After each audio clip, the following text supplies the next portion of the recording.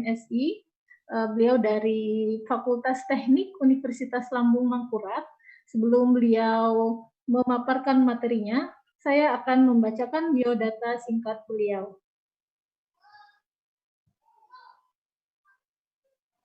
Baik. Dr. Andi Mizwar, ST.MSI, lahir di Banjarmasin 7 Juli 1980 dengan alamat di Jalan Dahlina Raya, Banjarbaru. Kemudian beliau memberikan alamat email dan HP-nya yang sudah tertera di situ. Adapun untuk pendidikan yang pernah beliau tempuh adalah S1 Teknik Lingkungan di Yogyakarta tahun 2004, kemudian S2 Magister Pengelolaan Lingkungan UGM tahun 2006, dan S3 Teknik Lingkungan ITS Surabaya tahun 2016. Untuk pekerjaan beliau adalah sebagai dosen aktif pada program studi teknik lingkungan Fakultas Teknik ULM pada tahun 2008 sampai dengan sekarang. Beliau juga sebagai konsultan lingkungan pada tahun 2004 sampai dengan sekarang dengan bidang ilmu pengelolaan sampah dan limbah B3. Baik, demikian untuk biodata singkat dari narasumber kita yang ketiga.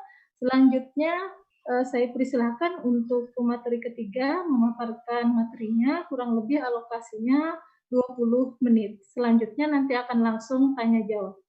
Demikian, Bapak silahkan, Pak Andi. Oke, terima kasih. Suara saya terdengar, Bu?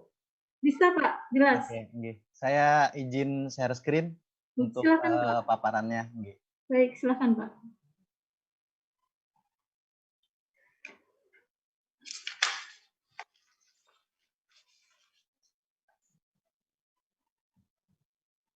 Oke, bisa terlihat Bu ya materi paparan saya? Bisa Pak, bisa. Oke, bismillahirrahmanirrahim. Assalamualaikum warahmatullahi wabarakatuh. Waalaikumsalam. Pertama-tama saya ucapkan terima kasih pada panitia yang memberikan kesempatan kepada saya untuk terlibat di dalam kegiatan ini. Jadi sebenarnya saya diminta panitia webinar kesehatan lingkungan ini untuk menggantikan Prof. Yulinah ya, sebelumnya diagendakan beliau yang menyampaikan materinya, tapi karena beliau berhalangan, jadi saya diminta untuk menggantikan menyampaikan materi ini. Jadi materi yang setelah saya siapkan dan diminta untuk disampaikan oleh panitia adalah tentang teknik dan analisis risiko limbah medis dan non medis dalam konteks pandemi COVID-19 ini. Jadi sebenarnya dengan dua pemateri sebelumnya bisa dikatakan berlanjutnya. Tadi Pak Imron menyampaikan tentang bagaimana konsep penanganan COVID-19 secara umum. Kemudian Prof.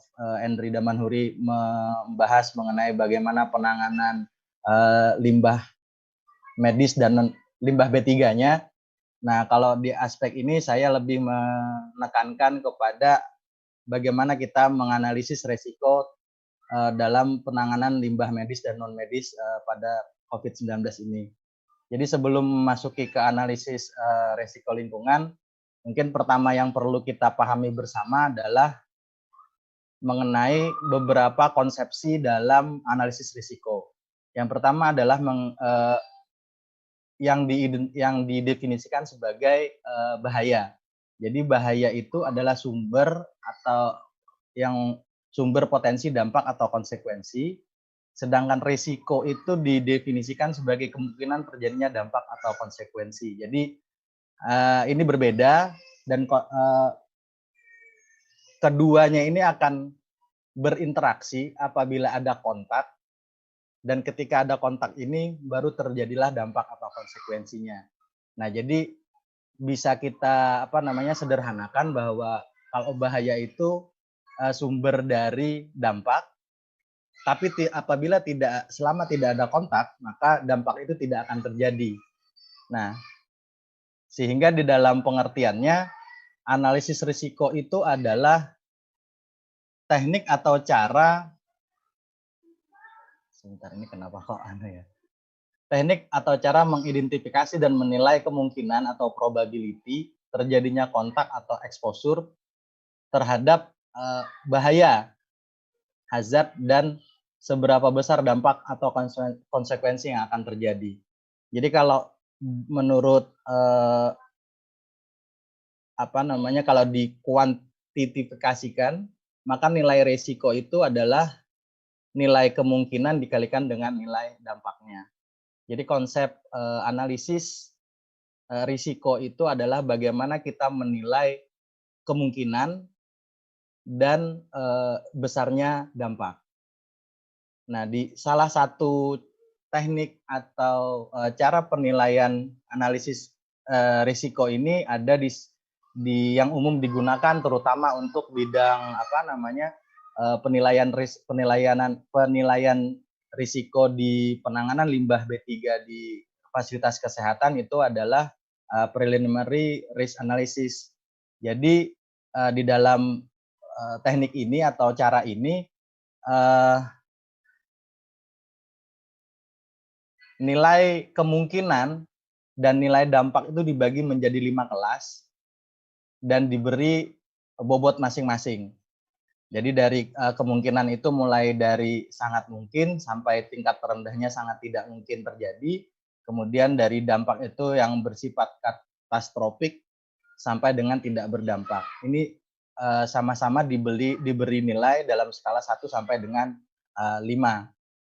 Nah, maka daripada itu metode ini biasanya disebut dengan metode semi kuantitatif. Jadi merubah skala kualitatif pada pada kelas kemungkinan dan dampak menjadi bentuk nilai kuantitatif. Nah, interaksi dari dari dua hal ini, di kemungkinan dan dampak ini kemudian diinteraksikan ke dalam satu matrik untuk menilai resiko yang akan terjadi. Dan dengan menggunakan persamaan sederhananya ini akan diperoleh nilai maksimal itu adalah 25 dan minimal itu adalah 1. Di mana 1 sampai dengan yang berwarna biru ini adalah nilai risikonya rendah, kemudian yang berwarna orange ini kelompok nilai risiko yang sedang, dan yang berwarna merah ini kelompok nilai risiko yang dikategorikan tinggi. Nah, sekarang bagaimana aplikasinya dalam konteks penanganan limbah medis maupun non medis dari pandemi COVID-19 ini. Tadi sempat disinggung juga atau disampaikan juga oleh Pak Imron maupun Prof. Damanhuri bahwa sumber dari limbah medis atau limbah COVID-19 ini utamanya ada 3. Pertama adalah Fasiankes, fasilitas pelayanan kesehatan, baik itu rumah sakit darurat, puskesmas, klinik, atau laboratorium yang berkaitan dengan penanganan pasien COVID-19. Kemudian ada fasilitas karantina yang terpusat yang biasanya diinisiasi oleh pemerintah daerah, dan karantina atau isolasi mandiri yang dilakukan oleh masyarakat di rumah. Nah, kalau kita identifikasi tadi seperti yang disampaikan Prof. Damanhuri, dari Fasiankes maupun dari fasilitas karantina memungkinkan munculnya limbah medis COVID-19. Selain itu juga memunculkan atau menimbulkan limbah non medis COVID-19. Nah, jadi ini alurnya yang ilustrasi dari sumber dan limbah yang dihasilkan. Kemudian dari aspek pengelolaannya tadi seperti yang disampaikan Pak Imran dan Pak Prof. Damanhuri juga, bahwa secara pedomannya atau standarnya bahwa untuk penanganan limbah medis COVID-19 terutama di Fasiankes itu dimulai dari pemilahan dan pewadahan, kemudian ada tahap penyimpanan di tempat di tempat penyimpanan limbah B3 atau tempat penyimpanan sementara yang khusus untuk penanganan limbah B3, dan di dalam proses dari pemilahan dan pewadahan sampai dengan ke TPS B3 itu ada proses disinfeksi. Kemudian dari penyimpanan nanti ada yang masuk ke proses insinerasi, atau dari penyimpanan bisa langsung ke pengangkutan untuk kemudian dilanjutkan oleh pengelolaannya oleh pihak ketiga. Nah, di dalam proses dari pemilahan dan pewadahan sampai dengan pengangkutan itu ada proses pemindahan. Tadi yang seperti disampaikan Pak Prof. Damanhuri juga adalah menggunakan kontainer-kontainer kecil yang beroda yang diangkut dari masing-masing sumber timbulan sampahnya. Nah, dari pengangkutan kemudian nanti dilakukan pengolahan akhir oleh pihak ketiga yang berizin untuk kemudian ditimbun di di secure landfill atau TPA khusus limbah B3. Ini secara pedoman khususnya. Kemudian untuk limbah non medis tadi juga sempat disampaikan Pak Prof. Damanhuri bahwa alurnya hampir serupa, tapi ini dalam konteks kebanyakan masuk ke dalam sistem penanganan sampah perkotaan. Nah, tahapannya sama, pemilahan dan pewadahan, kemudian masuk ke TPS, tempat penampungan sementara, kemudian masuk ke sistem pengangkutan sampah kota, dan akhirnya ditimbun di landfill atau di TPA. Nah, ini alur idealnya dalam penanganan atau pengelolaan limbah COVID-19 ini, baik yang sifatnya yang medis maupun non medis. Nah, di sini catatannya adalah limbah dari aktivitas COVID-19, penanganan COVID-19 ini masih mempunyai potensi untuk menyebabkan penyebaran eksponensial COVID-19 karena limbah ini dapat menjadi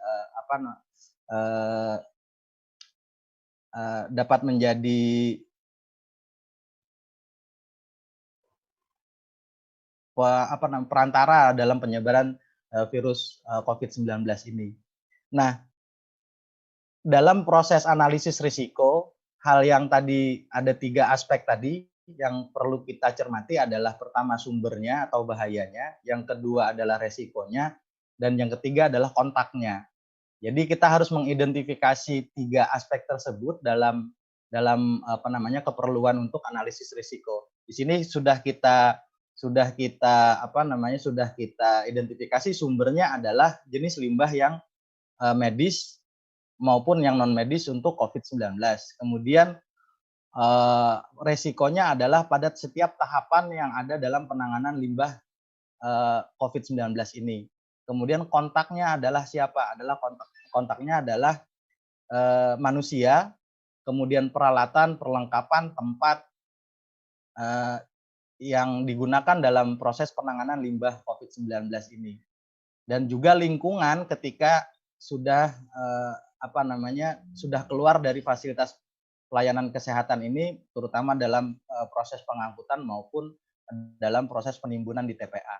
Nah, ini 3 aspek yang harus kita identifikasi ketika melakukan analisis risiko. Dan penelitian tentang atau kajian tentang analisis risiko penanganan limbah medis dan non medis COVID-19 ini, terutama di Indonesia maupun apalagi di Kalimantan Selatan, sepemahaman saya belum banyak dilakukan, bahkan mungkin belum pernah dilakukan. Jadi ini sebenarnya peluang ya terutama bagi mahasiswa. Ini bisa jadi tema penelitian yang sangat menarik untuk bisa dilakukan kajian mengenai analisis risiko mengenai penanganan limbah COVID-19 ini. Kita memahami 3 aspek dalam analisis risiko itu, baru kita langkah berikutnya adalah menyusun matrik penilaian analisis risikonya. Ini saya bikin simulasi saja sebenarnya. Jadi penilaiannya kita lihat dari setiap aktivitasnya, mulai dari pewadahan dan pemilahan, kemudian ada penyimpanan, disinfeksi, pemindahan, insinerasi, pengangkutan sampai penimbunan. Ini untuk yang limbah medis COVID-19. Bisa nanti kita bikin matrik yang sama juga untuk yang limbah non medis. Nah, kemudian dari beli itu deh.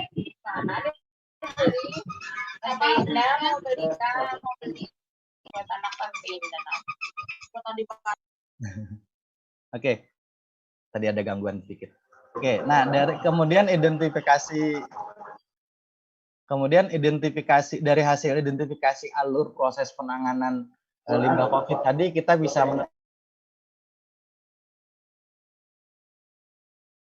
misalnya ini secara sederhana saja bisa kita lihat yang jelas pada proses pewadahan dan pemilahan itu ada pasien yang dirawat di pasienkes, kemudian petugas kesehatannya entah itu petugas medis maupun paramedis ya kan. Kemudian ada petugas laboratorium kalau dia melibatkan karena ada pasti analisis sampel darah atau cairan tubuh segala macam, dan juga petugas kebersihan yang nantinya menjadi petugas dalam proses pewadahan atau pemindahan ini nanti. Nah, di sini kemudian statusnya itu bisa dilakukan dengan teknik pengamatan langsung.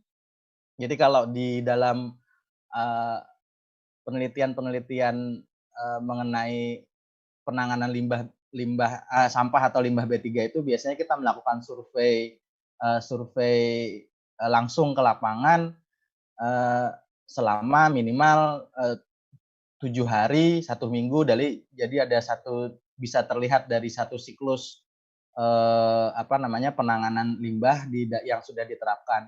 Nah, dari situ bisa kita identifikasi misalkan pasien dari aspek pasien, oh ternyata habitnya pasien yang ada di pasienkes itu selama dilakukan perawatan atau selama mendapat perawatan di fasilitas kesehatan tuh dia menggunakan masker misalnya, iya menggunakan masker. Tapi ternyata tidak tersedia wadah khusus untuk limbah medis COVID-19. Jadi misalnya dia tetap tetap mencampur limbah maskernya itu yang berpotensi ada bekas droplet atau bekas cairan tubuh dari si pasien itu tetap tercampur dengan sampah domestik yang dihasilkan oleh si pasien tersebut. Nah, sehingga dampaknya jelas ya, infeksi ini karena kita khusus membahas mengenai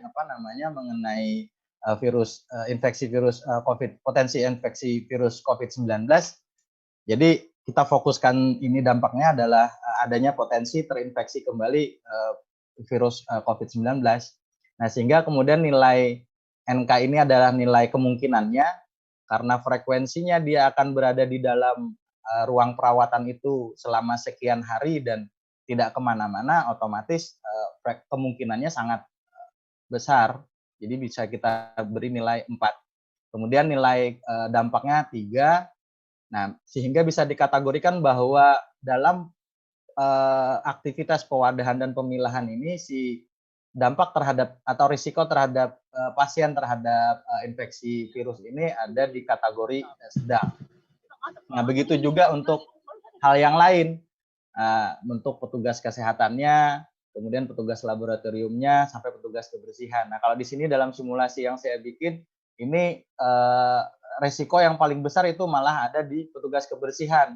Karena seperti tadi yang sempat disinggung oleh Pak Prof. Damanhuri juga tadi, bahwa petugas kebersihan yang ditugaskan di dalam rumah sakit atau misalnya fasilitas kesehatan itu terkadang tidak memahami prosedur atau pedoman dalam penanganan limbah COVID-19 ini, dan dia bekerja seperti biasa saja mengangkut sampah seperti tidak dalam kondisi pandemi COVID-19 itu misalkan ya, simulasinya seperti itu. Jadi bisa kita tentukan ternyata kontak atau pihak yang paling besar resikonya terinfeksi virus COVID-19 dari proses penanganan limbah COVID ini adalah petugas kebersihan di dalam rumah sakitnya misalnya gitu. Nah, kemudian masuk ke aktivitas kedua di penyimpanan, ini kontaknya adalah lingkungan karena mungkin di dalam proses penyimpanan kontak terhadap petugas maupun terhadap manusia akan sangat minim. Tapi kalau kondisinya TPS limbah B3-nya itu tidak memenuhi syarat seperti yang disampaikan Pak Imron, ada harus dilengkapi dengan cold storage, kemudian ada syarat-syarat minimum sebagai TPS limbah B3, kemudian pengemasan limbah B3-nya tidak memenuhi syarat, jadi tidak dikemas dengan baik, yang sudah ditutup atau yang sudah dibungkus atau diikat ternyata dibuka lagi dan kemasannya misalnya tidak diberi tanda, maka TPS limbah B3 tersebut dalam aspek lingkungannya bisa menjadi vektor penyebaran virus COVID-19, dan di sini nilai risikonya sangat sangat tinggi. Nah, berikutnya juga seperti itu, dan ini teknik atau cara analisis risiko yang paling sederhana yang dapat dilakukan dalam kondisi yang darurat seperti dalam masa COVID-19 ini. Ini bisa dilanjutkan dan bisa diidentifikasi lagi kontaknya atau pihak-pihak yang kemungkinan akan terdampak. Dan ini penelitian terkait penanganan limbah COVID ini, terutama untuk analisis risikonya, seperti tadi yang saya sampaikan, masih sangat jarang dilakukan, terutama untuk limbah non medis yang dihasilkan dari fasilitas karantina atau apalagi dengan fasilitas isolasi mandiri yang dilakukan oleh masyarakat. Nah, ini jadi jadi hal yang sangat menarik kalau dijadikan tema penelitian.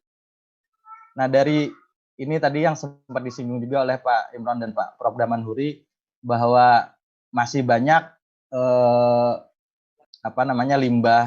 limbah medis ini yang karena limbah medis biasanya dikemas dalam kantong berwarna kuning, kantong plastik berwarna kuning, dan itu dibuang secara sembarangan.